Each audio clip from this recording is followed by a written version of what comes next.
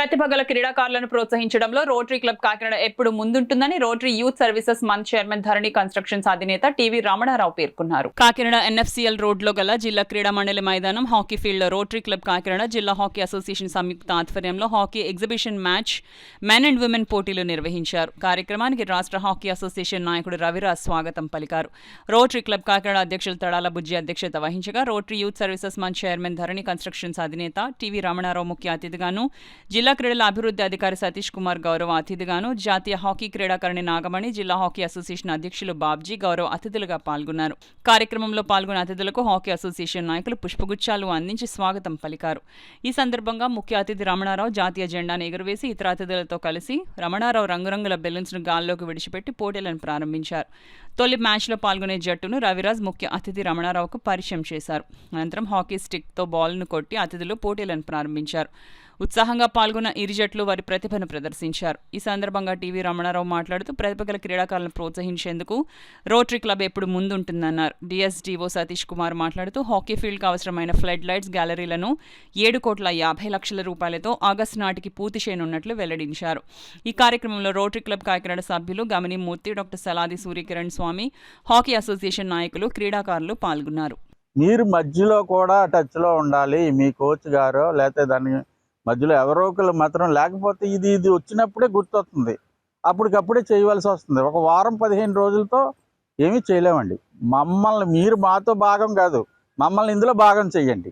Rotary క్లబ్ని మీరు own చేసుకుంటే ఖచ్చితంగా మీకు మంచి రిజల్ట్స్ చిన్నవో పెద్దవో చేయాలనుకుంటే ఇందులో పెద్ద వాళ్ళు ఉన్నారు, భవిష్యత్తుకి ఉపయోగపడి అన్నీ చేయగలరు.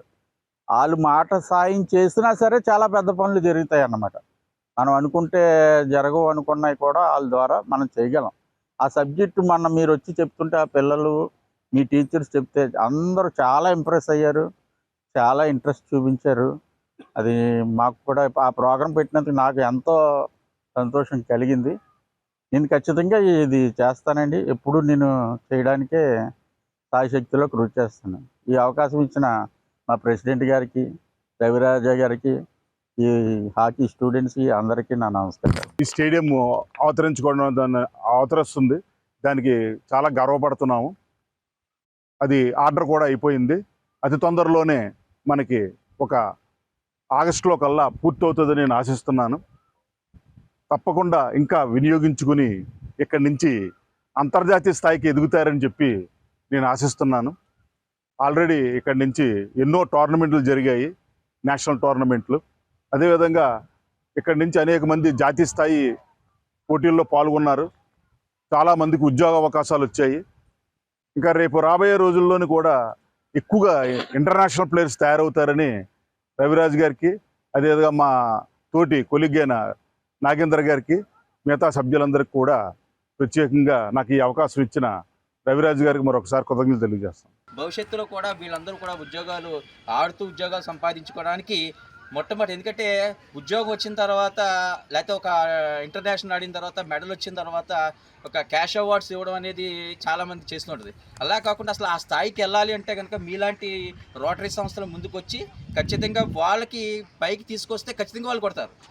ఇక్కడ ఏమీ లేనప్పుడు వాళ్ళని, ఎందుకంటే 100కి 1-2 అవుతున్నారు, కానీ మీలాంటి సంస్థలు ముందుకు వస్తే 100కి 90 మంది వస్తారని చెప్పి నేను ఈ సందర్భంగా తెలియపరుస్తూ మరి యొక్క కార్యక్రమాన్ని ఉద్దేశించి మరి youth services month chairman retired PP TV Ramanarao గారు, ధరణి కన్స్ట్రక్షన్స్ అధినేత అయినటువంటి వారిని తన సందేశాన్ని ఇవ్వాల్సిన